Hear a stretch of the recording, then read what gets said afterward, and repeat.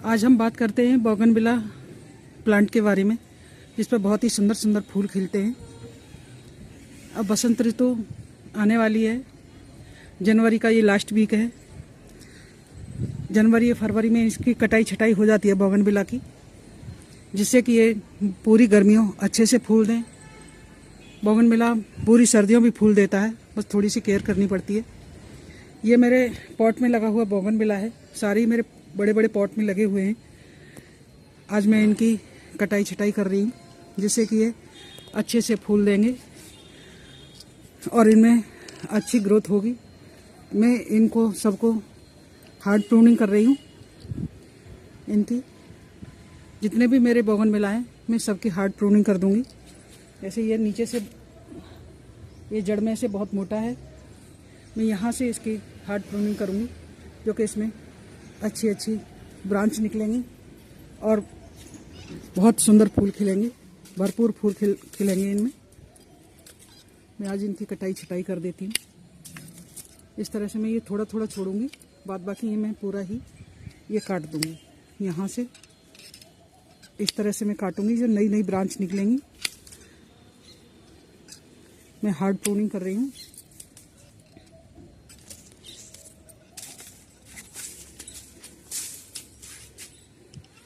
Bougainvillea पे ज़्यादा से ज़्यादा फूल लाने के लिए ये जनवरी और फरवरी में इन पर हार्ड प्रूनिंग करनी पड़ती है।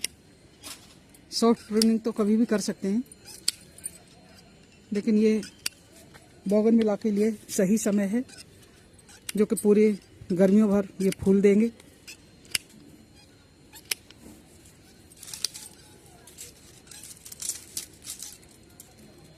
इस पर अब भी फूल बने हुए हैं। मैं फूल का लालच नहीं करूंगी कि ये फूल बने हुए हैं तो नहीं काटूं, लेकिन इसकी इस समय प्रूनिंग करना बहुत ही ज़रूरी है। इसलिए मैं इसकी प्रूनिंग कर देती हूँ। प्रूनिंग के बाद फिर मैं बताती हूँ फिर क्या करना है।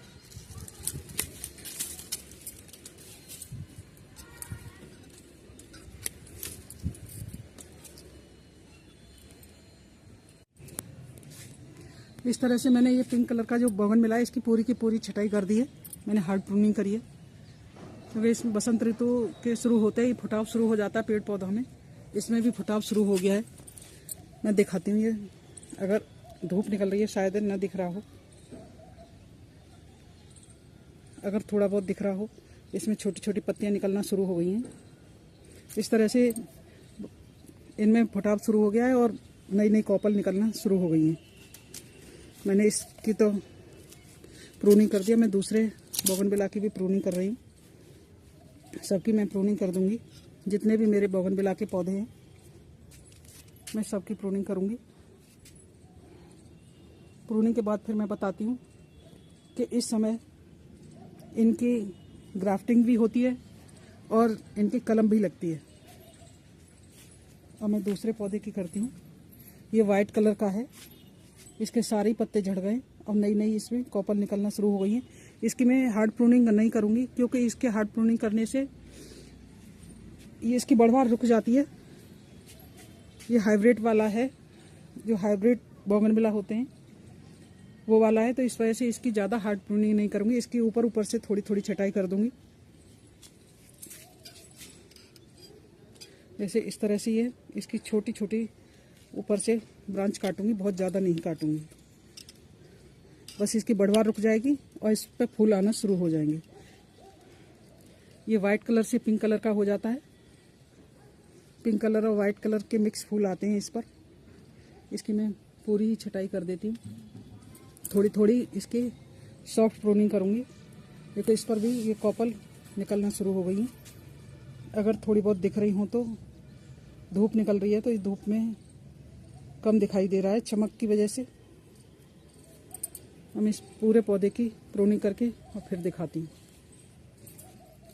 इसमें मेरे 3 कलर का है, येलो है, वाइट है और पिंक है।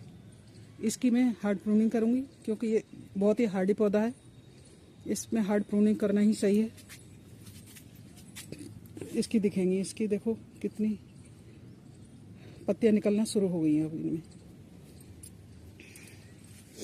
ये येलो कलर का है, ये 3-4 साल पुराने पौधे हैं ये। अब इन सबकी मैं हार्ड प्रूनिंग कर देती हूँ। प्रूनिंग करके फिर मैं दिखाऊंगी आपको। आपको अपने बोगनविला के पौधे छोटे रखने हैं, झाड़ी जैसे नहीं करने, तो इस तरह से प्रूनिंग कर दें, उसकी हार्ड प्रूनिंग करें जैसे मैं ये कर रही हूँ। उस तरह से मेरी जितनी भी लंबी लंबी ब्रांच है मैं सबको काट दे रही हूँ। देखने में तो ये अच्छी लगती हैं कि बाहर से दिखती हैं, फूल दिखते हैं, लेकिन बहुत ज़्यादा झाड़ी जैसे हो जाते हैं। जैसे खेतों पे लगाते हैं, खेतों पर जो बाड़ लगाते हैं, पाड़ जो भी कहते हैं, उस तरह से ये लंबी लंबी हो जाती हैं। अब मैं इनको सबको काट देती हूँ, हार्ड प्रूनिंग कर रही हूँ सबकी। तो ये छोटे छोटे बहुत सुंदर सुंदर से बोनसाई जैसे पौधे लगेंगे। इनकी जड़ें बहुत मोटी मोटी हैं। पुराने पौधे हैं ये, 4-4 साल पुराने पौधे हैं। जब एक तरफ से ये इनमें फूल खिलते हैं तो बहुत ही सुंदर लगते हैं। बोगनविला भी 2 तरह का, कई वैरायटी का होता है। मुझे तो खैर 2 तरह का ही पता है कि हाइब्रिड और एक देसी। देसी जो बहुत लंबा फैलता है, जिस तरह से ये फैला हुआ है, इसकी ब्रांच बहुत दूर दूर तक जा रही है, इस तरह से फैलता है। और एक हाइब्रिड होता है, वो वहीं के वहीं रहता है, वो ज़्यादा बढ़ता नहीं है। मैं उसे भी दिखाऊंगी। अपने दूसरे पौधे को दिखाती हूँ जो कि वो बढ़ता नहीं है, उसकी बहुत सॉफ्ट प्रूनिंग करनी पड़ती है। ये वाला है, इसके बस ज़रा ज़रा सी ये सॉफ्ट प्रूनिंग ऐसे करके थोड़ा थोड़ा काटना पड़ता है, ज़्यादा नहीं काटना पड़ता है। ज़्यादा काटते हो तो बढ़ता नहीं है। ये कौन सी वैरायटी है इसका नाम तो मैं नहीं जानती, लेकिन इसमें फूल बहुत अच्छे आते हैं, पूरे ये भर जाते हैं। इस तरह से ये पूरे के पूरे भर भर के गुच्छे फूल आते हैं इनमें। ये बढ़ता नहीं है, ये 4-5 साल पुराना पौधा है, ये इतना का इतना ही रहता है। इसकी जड़ भी बहुत मोटी है, तो इसकी मैं ज़्यादा हार्ड प्रूनिंग नहीं करती हूँ, सॉफ्ट प्रूनिंग ही करती हूँ। जैसी ये है, बस इतनी सी इसकी प्रूनिंग कर दूंगी, बहुत ज़्यादा नहीं करूँगी। इसमें डार्क पिंक कलर के फूल आते हैं, खिल भी रहा है एक। इस तरह के फूल आते हैं, ये गुच्छों में आते हैं।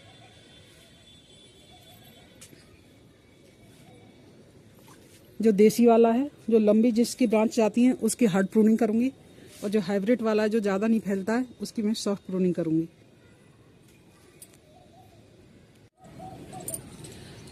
इस तरह से मेरे टेरेस गार्डन के जो बोगनविला के पौधे थे, उनकी मैंने सबकी कटिंग कर दी है। ये कोने पे एक रह गया है, इस बहुत ऊंची ब्रांच है, मोटी भी है, ये कटर से नहीं कटेगी।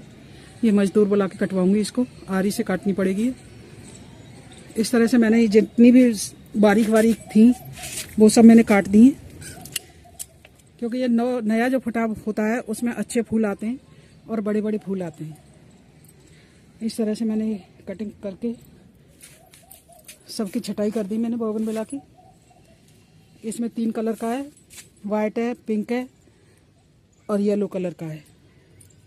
इसी तरह से मेरे सभी उसमें पॉट में, बड़े बड़े पॉट में ये लगे हुए हैं। 100-100 लीटर के पॉट है ये, 150-150 लीटर के, उनमें ये बोगनविला के पौधे लगे हुए हैं। ये मैंने कुछ कटिंग लगाई थी, ये भी बहुत बड़ी बड़ी हो गई, मैं इनको भी काट दूंगी।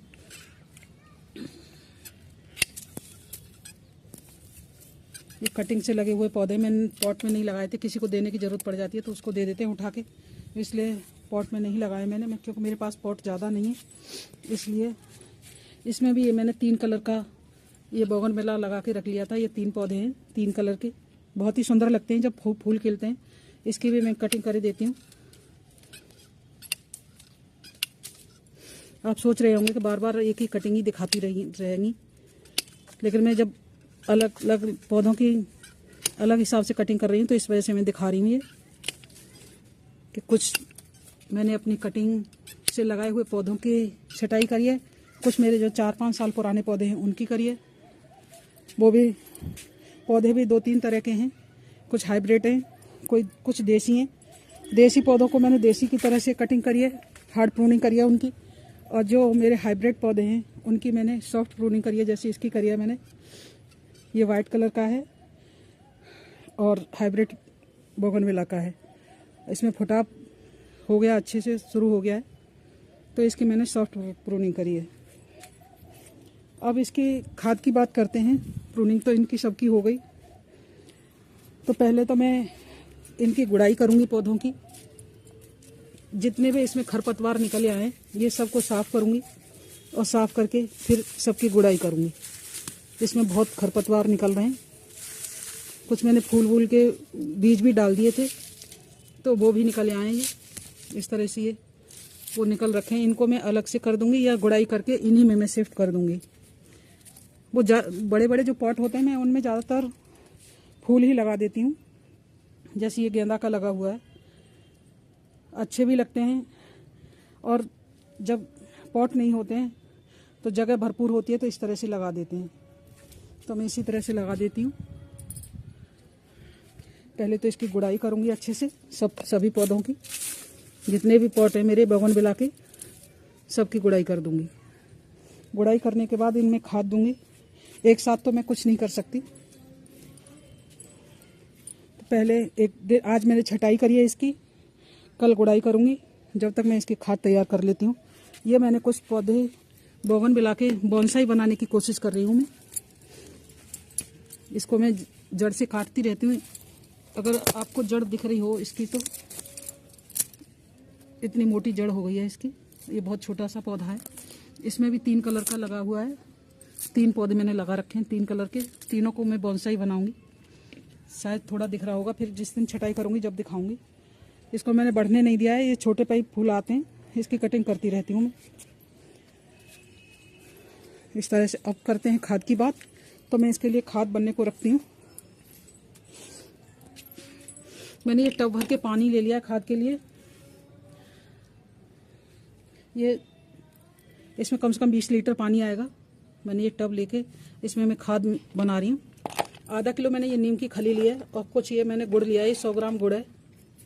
इसको मैं पानी में गला दूंगी। 2-3 दिन ये गला रहेगा। मैं ज़्यादा दिन नहीं गलाऊंगी। 2-3 दिन गला के ही ये खाद बन के तैयार हो जाएगी। मैं टब में डाले देती हूँ इसको। इसमें मैंने नीम खली पहले से डाल दी है, वो मैं दिखा नहीं पाई थी आपको। मैंने नीम खली इसमें डाल दी है। कुछ इसमें फंगिसाइड मिला लूँगी तो खाद बन के 3-4 दिन में तैयार हो जाएगी। गुड़ाई करके जब मैं तैयार करूँगी तो ये खाद देने लायक हो जाएगी। फिर मैं ये खाद दे दूँगी। आधा किलो मैंने ये खल कम से कम 20-25 पौधों के लिए लिए, जो छोटे बड़े हैं। बोगनविला के तो मेरे ज़्यादातर पौधे बड़े बड़े उस पॉट में ही लग रखे हैं। जैसे ड्रम काट के लगा दिए इस तरह से, इनमें ही लग रखे हैं। तो इनमें खाद की ज़्यादा ज़रूरत पड़ती है बड़े पॉट में। छोटे पॉट में कम पड़ती है तो उसमें मैं कम दे दूँगी। इसमें इसका जो मैंने आधा किलो के लिए 20 लीटर पानी लिया है, इसको मैं चौगुना करके पानी मिला के इसमें खाद दूँगी। इसको पतला कर लूँगी डाइल्यूट करके जब मैं खाद दूँगी। ये 3-4 दिन में बनके तैयार हो जाएगी खाद। इसमें मैंने ये ब्रह्म कमल की कटिंग डाल रखी है। टाइम नहीं मिला तो लग नहीं पाई है। ये ब्रह्म कमल की है। ये स्नेक प्लांट का पड़ा हुआ है।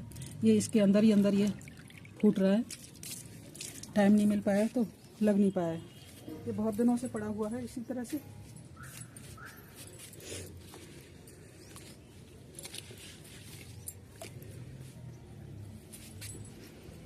खाद बन जाएगी फिर मैं दिखाती हूँ और किस तरह से लगाते हैं वो भी दिखाती हूँ। क्योंकि खाद की भी बहुत ज़रूरत पड़ती है। ज़्यादा से ज़्यादा फूल लेने के लिए, बड़े फूल लेने के लिए खाद बहुत ज़रूरी है। इसमें खली में ये सरसों की खली और नीम की खली है। कुछ गुड़ है। गुड़ से जो बैक्टीरिया होते हैं, जो मिट्टी के लिए, पौधे के लिए जो गुड़ बैक्टीरिया होते हैं, वो गुड़ से तैयार होते हैं और जल्दी एक से बहुत बैक्टीरिया तैयार हो जाते हैं। तो जो फूलों के लिए, पौधों के लिए बहुत ही लाभदायक होते हैं। खली में, नीम खली में सारे ही न्यूट्रिएंट्स होते हैं जो पौधों के लिए, फूलों के लिए बहुत ही ज़रूरी होते हैं। इस तरह से मैं अपने सभी पौधों में ये खाद दूंगी। बोगनविला के पौधे की मैंने कटाई छटाई करके ये मैंने अलग कर दिया है।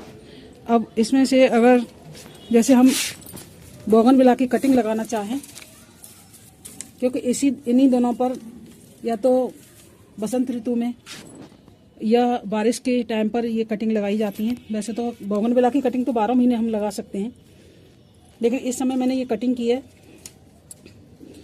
जनवरी का आज लास्ट दिन है। जनवरी, फरवरी, मार्च में ये कटिंग आराम से लग जाती है।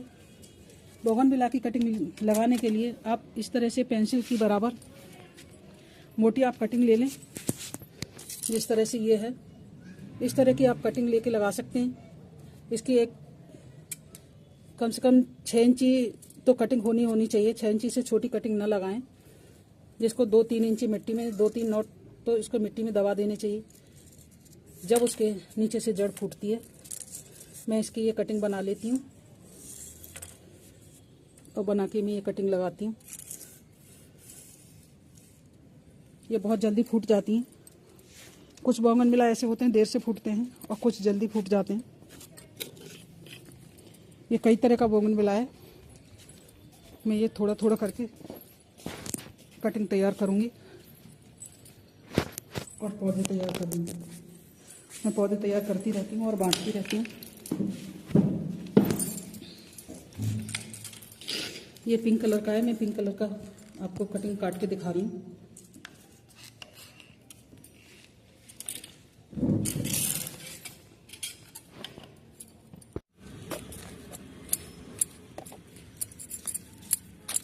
इस तरह से मैं अपने बोगनविला के जो भी जितने भी पौधे हैं सबकी ऐसे गुड़ाई कर देती हूँ और इनमें जो खरपतवार होंगे उनको निकाल देती हूँ। वैसे तो ये मिट्टी में बड़े बड़े पॉट है तो मिट्टी में ही दब के एक खाद बन जाती है उनकी। ये मैंने गुड़ाई कर दी है। इसकी मिट्टी बहुत भुरभुरी है, बिल्कुल भी हाथों से नहीं चिपकती है। इसी तरह से मैं और पौधों की भी गुड़ाई करती हूँ। इसकी भी कर दूंगी। इसमें बहुत खरपतवार भी है। इसमें धनिया में मैंने बो रखा है। धनिया की जगह छोड़ के मैं बाद बाकी इसमें इस तरह से मैं गुड़ाई कर देती हूँ। इसी तरह मैं अपने सारे के सारे बोगनविला की गुड़ाई करके तैयार करती हूँ।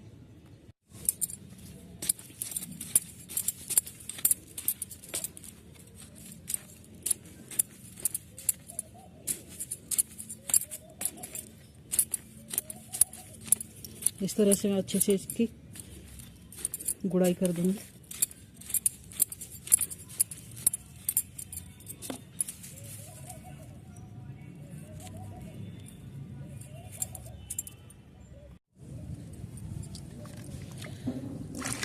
मैंने जो 4 दिन पहले लिक्विड फर्टिलाइजर बनाने के लिए सरसों की खली डाली थी। इसमें सरसों की खली, गुड़ और नीम खली डाल के मैंने ये बनाया था। ये फर्टिलाइजर बनके तैयार हो गया है। मैं ये अपने पौधों में लगा दूंगी सब में। पहले मैं बोगनविलिया में लगाऊंगी जिसकी कटिंग मैंने 4-5 दिन पहले कर रखी है। मैं उसमें लगा देती हूँ। मैं एक ये 1.5 लीटर का डब्बा है। मैं एक भर के इसमें डालूंगी। आधा मैं इसमें से निकाल चुकी हूँ पहले ही।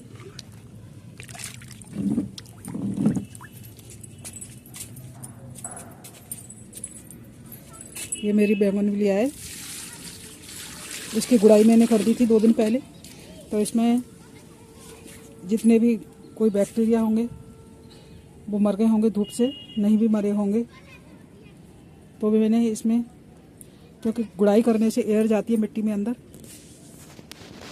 तो गुड़ाई करना भी बहुत ज़रूरी है। मैंने डाइल्यूट करके दिया है। मैंने 20 लीटर में आधा किलो जो खली गलाई थी, जो कम से कम मैंने 25-30 पौधों के लिए गलाई थी, जिसमें कुछ तो बहुत बड़े बड़े हैं ड्रम, जो 100 लीटर के ड्रम है, उनके लिए गलाई थी। अब मैंने उसमें चौगुना पानी मिला लिया। मिला के मैंने एक डब्बा दे दिया है इसमें बोगनविलिया में, जो ये 100 लीटर का ड्रम है।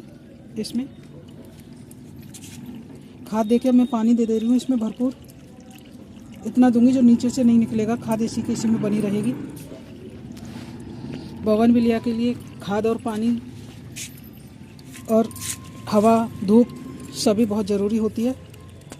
ये मेरे छत पर रखे हुए बोगनविलिया हैं। इनमें पूरा दिन की धूप रहती है। बोगनविलिया के लिए कम से कम 6 घंटे की धूप बहुत ही ज़रूरी होती है।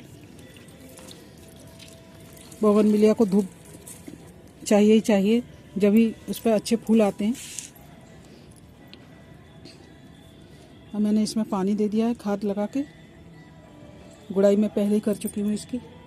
इसी तरह मैं अपने सभी पौधों में, जितने भी बोगनविलिया के हैं, मेरे 8-10 पौधे बोगनविलिया के लगे हुए हैं बड़े बड़े ड्रमों में, सब में दे दूँगी। तो इसमें बहुत अच्छे अच्छे फूल आएंगे। नीम की खली, सरसों की खली और गुड़, ये सभी पौधों के लिए बहुत ही अच्छा होता है। सारे न्यूट्रिएंट्स होते हैं। गुड़ मिलाने से खाद में इसमें अच्छे बैक्टीरिया पैदा होते हैं। जो गुड बैक्टीरिया होते हैं जो पौधे के लिए बहुत ही अच्छे होते हैं।